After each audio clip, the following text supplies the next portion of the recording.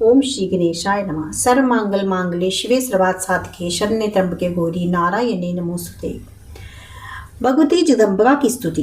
ब्रह्मा जी कहते हैं, इस प्रकार बताकर भगवान विष्णु ने फिर से कहा, हम लोग बारंबार प्रणाम करते हुए इन भगवती के पास चले।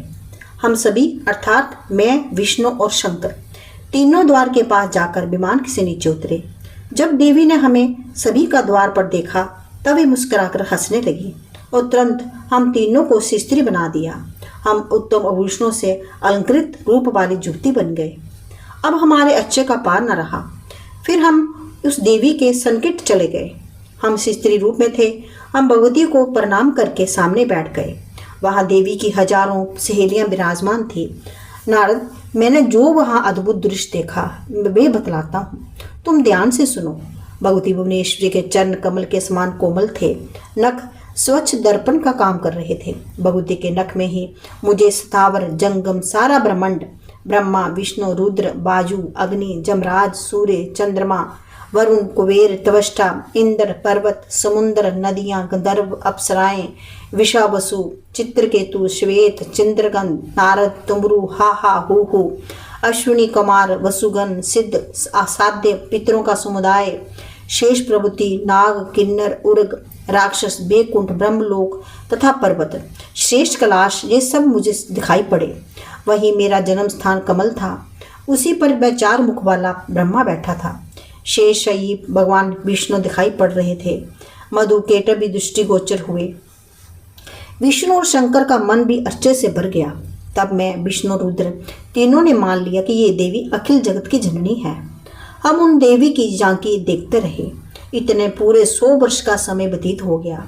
स्त्री वेश में परिणित श्री विष्णु ने समय अनुसार उन भगवती भुवनेश्वरी की स्तुति आरंभ कर दी। भगवान विष्णु बोले, प्रकृति देवी को नमस्कार है, जो उस कल्याण स्वरूपनी है, मनोरथ पूर्ण करने वाली है तथा बुद्धि एवं सिद्धि स्वरूपा है। उन भगवती को मैं बार बार नमस्कार करते हूँ। तुम्हारे बनाए हुए जितने भुवन, तुम्हारे इस शक्ति संपन्न नख दर्पण में हमें उनकी झांकी मिली है। तुम महाविद्या स्वरूपनी हो। तुम्हारा विग्रह कल्याणमयी है। तुम संपूर्ण मनोरथ पूर्ण कर देती हो। मैं बार बार तुम्हारे चरणों में मस्तक झुकाता हूँ। भगवान शंकर बोले, देवी, यदि महाभाग विष्णु तुम्ही से प्रकट हुए हैं तो उनका बाद उत्पन्न होने वाला ब्रह्मा भी तुम्हारे ही बालक हुए। शिवे, संपूर्ण संसार की सृष्टि करने में बड़ी चतुर हो माता। पृथ्वी, जल, पवन, आकाश, अग्नि, ज्ञान इंद्रिय, काम इंद्रिय, बुद्धि, मन और अहंकार, ये 3 सब तुम ही हो। इस चराचर जगत की तुम ही बनाती हो। माता ब्रह्मा, विष्णु और महेश का रूप धारण करके तुम ही संसार की रचना करती हो। ब्रह्मा जी कहते हैं, अद्भुत तेजस्वी भगवान शंकर की ये स्तुति करने पर भगवती जगदम्बिका ने नवारण मंत्र का स्पष्ट उच्चारण किया। सुनकर महादेव जी को अपार हर्ष हुआ। भगवती के चरणों में मस्तक झुकाकर वहीं बैठ गए। मैं भी महामाया जगदम्बिका के चरणों पर गिर पड़ा और मैंने उनसे कहा, माता, तुम अखिल जगत की सृष्टि करने वाली शुद्ध रूपा हो, भवानी हो। तुम ही एक ही हो, आदि शक्ति हो। संपूर्ण स्वतंत्र वेदों ने तुम्हारा जो ज्ञान कराया है माता, तुम्हारे संपर्क से ही मैं ब्रह्मा सृष्टि करने में, विष्णु पालन करने में और शंकर संहार करने में कुशल हैं। यदि आज तुमसे अलग हो जाएं तो हम सभी शक्ति कुंठित हो जाएंगे। वेद कहते हैं, एक मेवादित्याम ब्रह्म है। तो क्या ये आत्म स्वरूपा तुम ही हो अथवा कोई और ही पुरुष है? मेरे इस संदेह को दूर करने की कृपा करो। किसी महान पुण्य के प्रभाव से ही मुझे तुम्हारे चरणों की सेवा सुलभ हुई है। तुम स्त्री हो अथवा पुरुष, यह रहस्य भी मुझे विशुद्ध रूप से कृपा करके बतलाओ।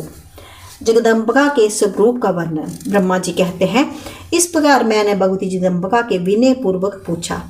तब वे मधुर वाणी से मुझसे कहने लगी, मैं और ब्रह्मा एक ही हैं। मुझ में और इन ब्रह्म में कभी किंचित मात्र भी भेद नहीं है।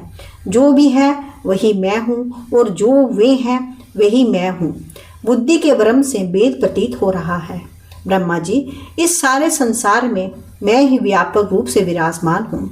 संपूर्ण देवता में विभिन्न नामों से मैं ही विख्यात हूँ। मैं शक्ति रूप धारण करके पराक्रम करती हूँ।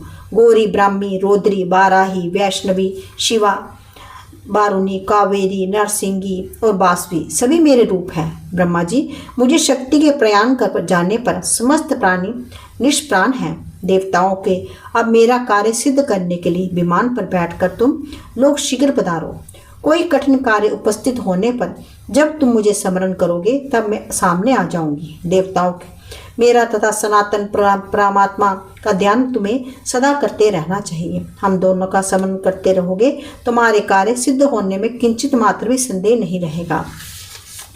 ब्रह्मा जी कहते हैं, इस प्रकार कहकर भगवती जगदम्बिका ने हमें विदा कर दिया। यात्रा काल में हमारे विमान पर चढ़ते ही वे दीप, वे देवी और शुद्धा सागर सब से अदृश्य हो गए। पुनः हमें विमान ही दिखने लगा, दूसरा कोई वस्तु दिखाई नहीं पड़ी। वे विमान बहुत विशाल था। उस पर बैठकर हम लोग कमल के पास पहुंचे, जहां केवल जल ही जल था और मधु एवं केटव नामक दुर्दुष दानव श्री हरि के काल के ग्रास बन चुके थे।